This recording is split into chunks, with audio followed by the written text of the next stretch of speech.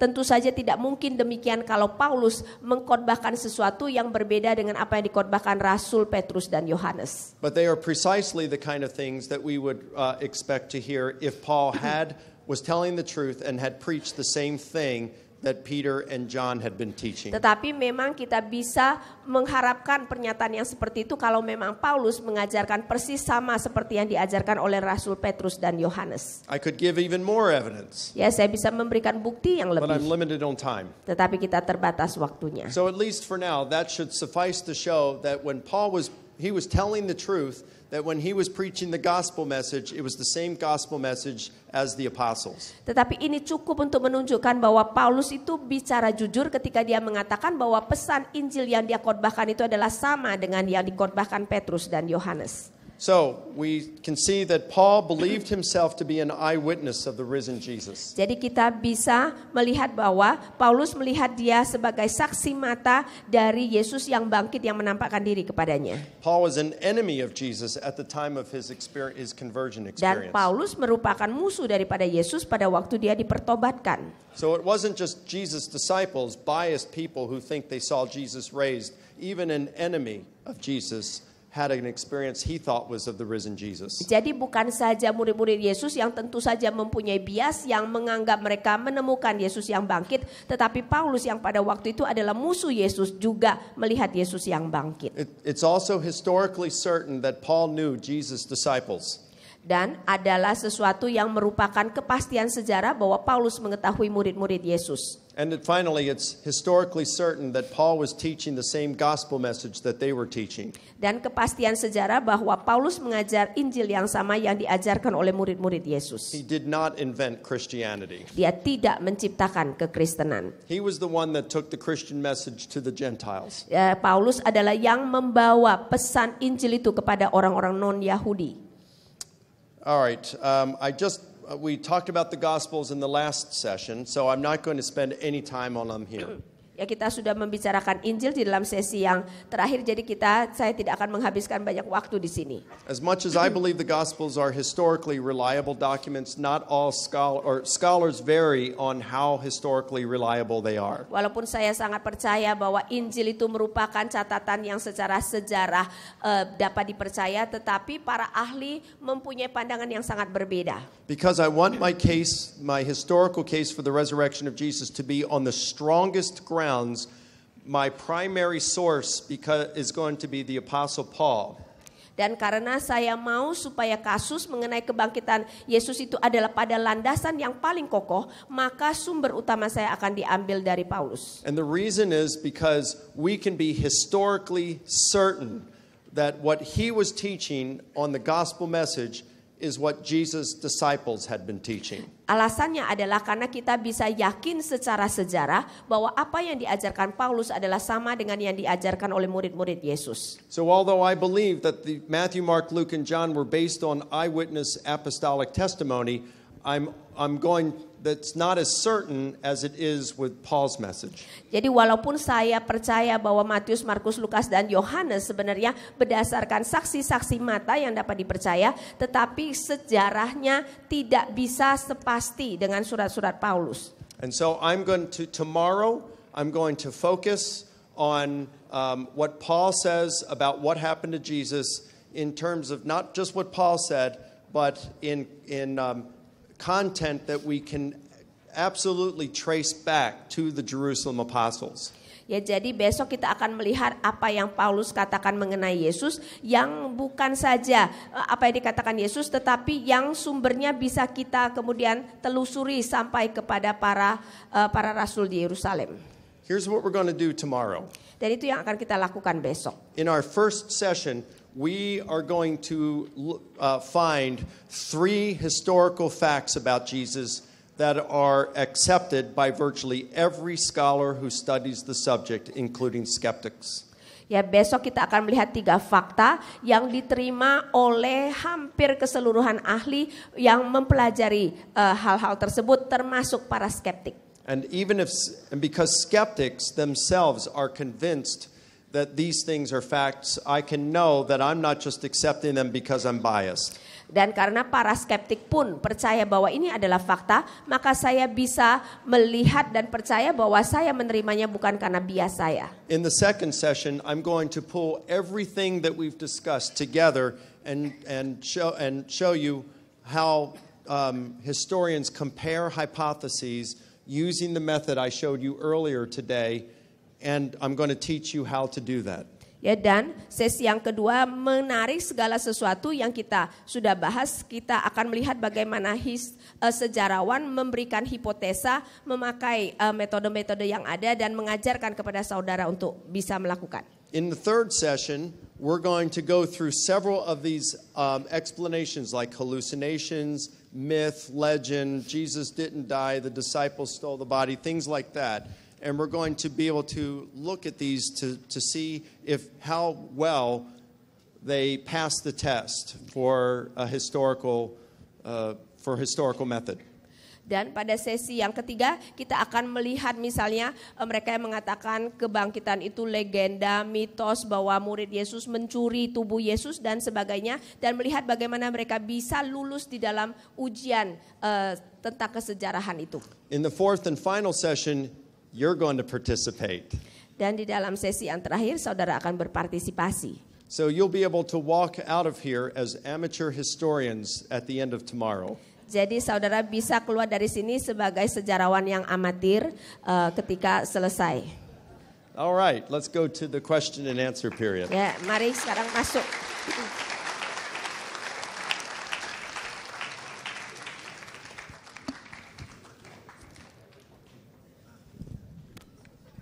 Well, kita masuk ke sesi berikutnya untuk tanya jawab. Ini sudah banyak ya, jadi kayaknya kita pulang besok pagi. Pertanyaannya cukup banyak. So I guess we go home by tomorrow morning because the question too many. Ada pertanyaan yang pertama yang dikatakan Allah adalah pembuat sejarah. He said God is the maker of history. Tapi mengapa para sejarawan lebih percaya atau lebih mengutamakan sejarah daripada percaya kepada mujizat atau Injil Kristus? But why historians believe more to the history rather than the miracles that Jesus made? When God is the maker of history, why is that the historian believe more instead in of the believing history? in Jesus as the maker, if we call Jesus the Son of God, Jesus is God. Why the historians believe more into the rather than believing the maker of the history? Why it's so difficult for them to believe the maker of the history? Well, I think it goes to worldview and bias. Ya, saya rasa itu merupakan perspektif dan bias. I've talked to Christians, and there are times when I talk about how to do history and this, and I'll say, what if some archaeologists were digging around in Jerusalem and they actually found a bone box, and when they opened it, it's the first time it had been opened in 2,000 years. And they saw the bones of a crucified victim, and then there was a document, a manuscript in Greek that said, "We fooled the world until today," and it's signed by Matthew, Mark, and Luke, and John. Saya ketika mengajarkan orang Kristen mengatakan bagaimana kalau suatu hari kita menemukan kotak yang berisi tulang-tulang, dan itu adalah tulang-tulang orang yang sudah disalibkan, dan kemudian ada tulis yang mengatakan kita telah membodohi dan menipu dunia sampai sekarang ini, dan ditandatangani kata Matius, Markus, Lukas, dan Yohanes. Now we could look and I'd think, well, maybe that's just a forgery of some sort. It probably is a forgery. Mungkin kita akan berpikir, itu kan pemalsuan. But what if, and I'm just saying what if somehow we could actually prove these were the bones of Jesus? Tetapi kita berbicara seandainya, bagaimana seandainya kita bisa membuktikan bahwa itu adalah tulang-tulang Yesus. Paul said if Christ has not been raised, our Christian faith is worthless. Paulus berkata kalau Yesus tidak bangkit, maka iman kita itu tidak punya nilai. And yet here I would be staring at the bones of Jesus. Tetapi sekarang saya sedang melihat kepada tulang-tulang Yesus. At that point, I would have to say that historical method has failed, and Christianity is false and I have to give up my faith. Dan pada saat itu saya akan harus mengatakan bahwa metode sejarah sudah gagal, kekristenan itu palsu dan saya harus tidak lagi percaya kepada kekristenan. I would have to say that all the things that I thought about Christianity in terms of being true, I just deceived myself. Maka saya akan mengatakan bahwa segala hal yang saya katakan mengenai kekristenan yang adalah benar sebenarnya adalah penipuan diri saja. I've had a number of Christians tell me in return that even if they could prove that these were the bones of Jesus, they would still be Christian. Ada orang-orang yang mengatakan kepada saya, kalaupun mereka dapat membuktikan itu adalah tulang-tulang Yesus, mereka akan tetap menjadi Kristen. And I just think that's foolish. Dan saya rasa itu bodoh. I am more interested in truth than following truth. Ya, saya lebih tertarik pada kebenaran daripada mengikuti kebenaran. But in a similar way, there are skeptics, and it doesn't matter how much evidence or how good the evidence is, they're not going to believe because they don't want to believe. Tetapi sama halnya ada orang-orang skeptik dan mereka walaupun berapa banyak pun bukti yang ada, mereka tetap tidak akan percaya karena mereka tidak mau percaya. And I think that's equally foolish. Dan saya rasa itu sama bodohnya. Ya, kita menghadapi kebodohan dunia, itu kenyataannya ya. Sulit sekali untuk sekalipun bukti sudah ada, jarang orang mau percaya. Malah lebih percaya kepada kebodohannya sendiri daripada bukti yang sudah ada. Ya, terima kasih. Pertanyaan berikutnya melanjutkan dari apa yang tadi dikatakan mengenai bias. Ya, ini ada yang bertanya lagi, tolong jelaskan sekali lagi mengenai bias. Apakah bias yang dimaksudkan itu adalah cara pandang kita yang subjektif? Could you explain once more about bias? Does bias means the way we look at things subjectively? Yes, we have our own desires. Ya, betul. Kita mempunyai keinginan kita sendiri. Our race, dan suku kita sendiri, gender kita, ethics, etika kita, nationality, kebangsaan, the way we were raised, cara kita dibesarkan, the academic institution we attended, institusi akademis yang kita ikuti, our peer groups in which we belong, di mana teman-teman sekelompok kita, the people we want to impress, orang-orang yang mau kita buat terkesan. These all influence the way we think and believe. Dan ini semua mempengaruhi bagaimana kita berpikir dan apa yang kita percayai. And this is what we have to fight when we're seeking truth. We have to fight our biases, try to get around that, and make truth our number one objective.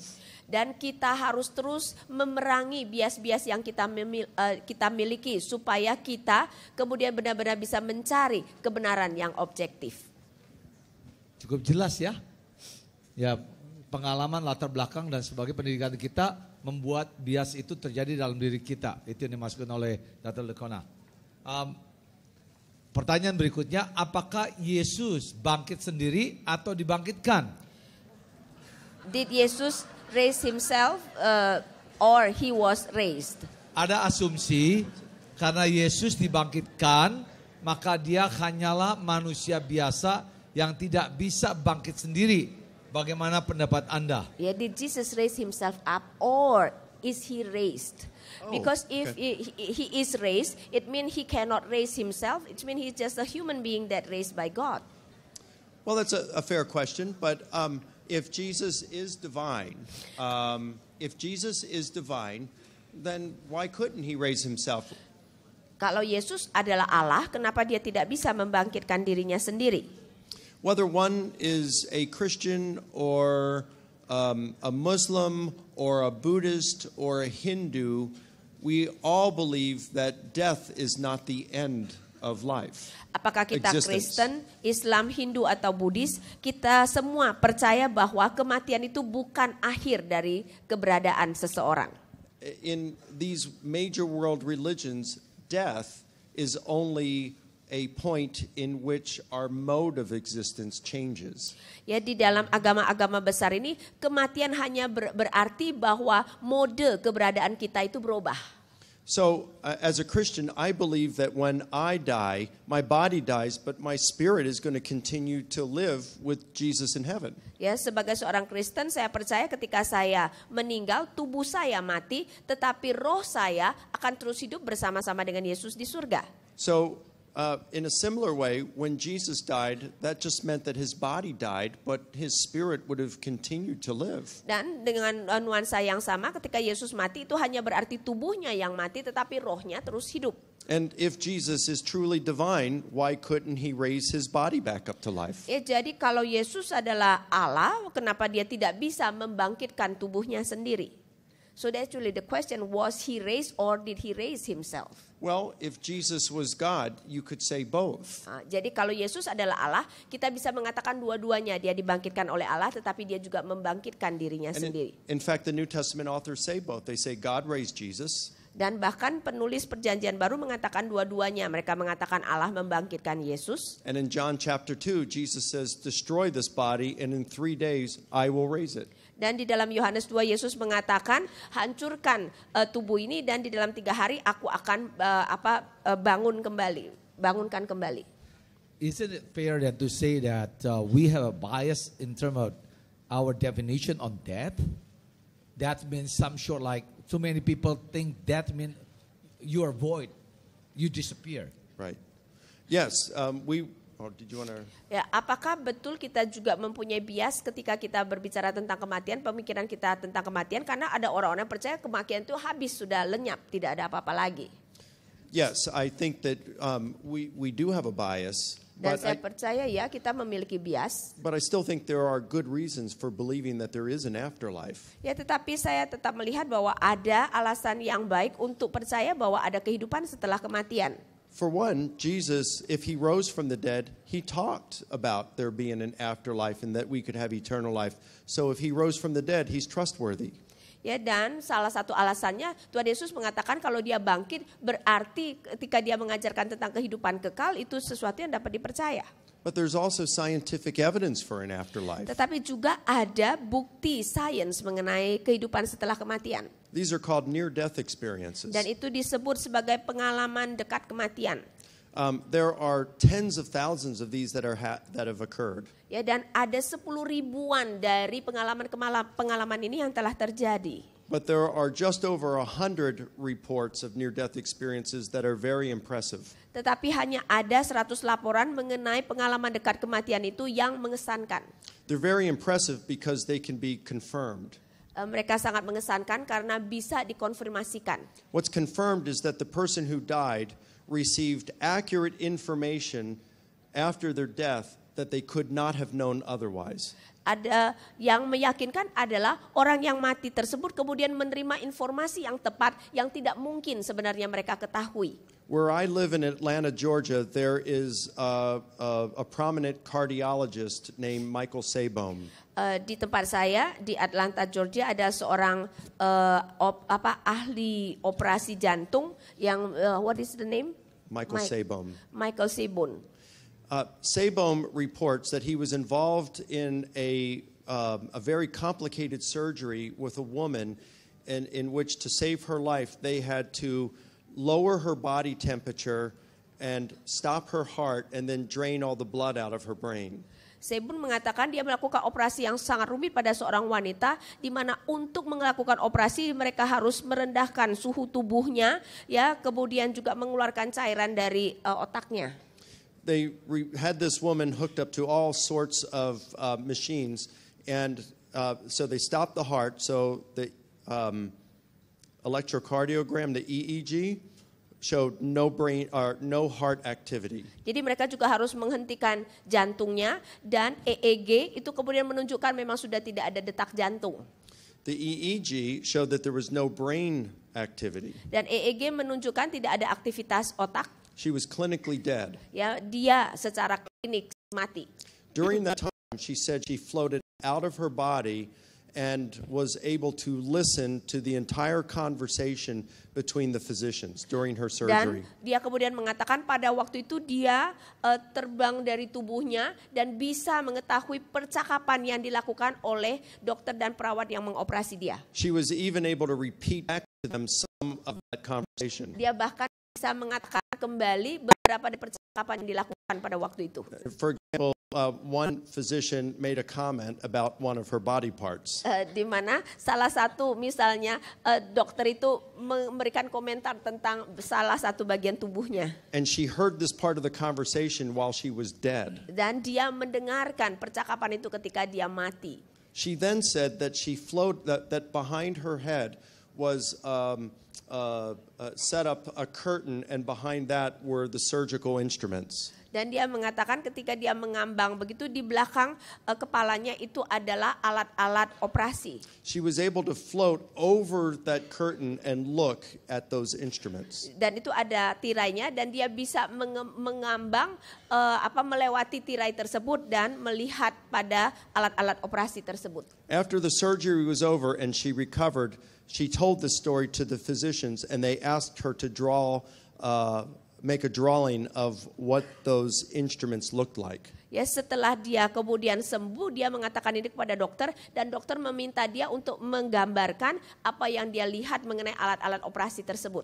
She couldn't have known what these looked like because they were precision and specially made for this surgery. Dan dia tidak mungkin sudah tahu mengenai alat-alat itu karena alat-alat itu adalah secara khusus dan tepat dibuat hanya untuk operasi ini. And because they were behind a curtain, she could not have seen these instruments before or after the surgery. Dan karena itu di belakang seperti tirai, dia tidak mungkin bisa melihat alat-alat itu sebelum atau sesudah operasi. And remember, she's dead during all this. Dan ingat bahwa selama itu dia mati.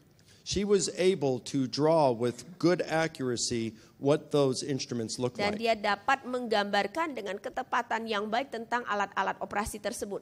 So the physicians were able to confirm her story on two accounts. Jadi para dokter bisa mengkonfirmasi ceritanya untuk dua hal.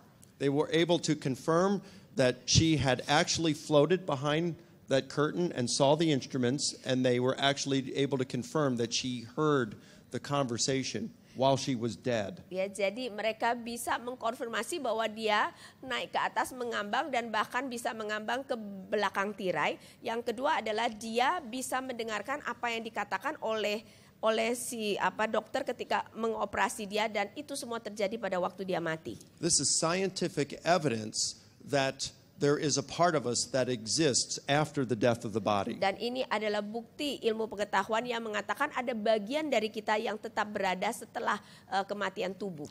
Again, not all near-death experiences can be confirmed. Ya, sekali lagi tidak semua pengalaman dekat kematian itu bisa dikonfirmasikan. But scientists have been able to document just over 100 cases similar to the one I've just described to Tetapi you. para ahli berhasil mendokumentasikan di atas 100 kasus pengalaman-pengalaman kematian itu yang dapat dikonfirmasikan seperti yang tadi saya ceritakan. Given these types of well-evidenced near-death experiences and the good historical evidence that someone did come back from the dead, we have good reason to believe that there is an afterlife. Ya, melihat bahwa bukti-bukti dari pengalaman-pengalaman dekat kematian ini dan juga kita ada bukti bahwa seseorang kembali dari kehidupan, kita mempunyai alasan yang cukup untuk percaya ada kehidupan setelah kematian. Let me continue with the question on the death. Lanjutkan lagi. Apa yang bisa membuat Yesus mati? Manusia bisa mati karena akibat dosa. Sekiranya manusia tidak berdosa, maka dia akan hidup selama-lamanya. Jadi ada asumsi Yesus sebagai manusia dapat mati karena ada dosanya. Bagaimana Anda menjelaskan ini? He said that what makes Jesus die? Because we human, because we sin, we die. If we do not sin, that we will not die. Could we say that because Jesus died, it's because he has sinned? Well, that would be a theological argument, not one for the historian. Yaitu adalah argumentasi teologis dan bukan argumentasi secara sejarah. Sometimes I think one page of history is worth 1,000 of philosophy and theology. Ya, kadang-kadang saya berpikir bahwa satu halaman sejarah itu lebih berharga daripada 100.000 argumen atau 1.000 halaman teologi maupun filsafat. And remember, Jesus died, but he died for us. And according to Paul, the theology behind his death is that he took our sin upon him and paid the penalty for our sin, not his sin. Ya, ingat bahwa Paulus mengatakan bahwa Yesus mati untuk dosa kita dan dia menanggung dosa-dosa kita. Jadi dia mati bukan untuk dosanya tetapi untuk dosa-dosa kita. That Jesus died then does not do anything to prove that he sinned. Ya, dan bahwa Yesus mati tidak membuktikan bahwa dia berdosa.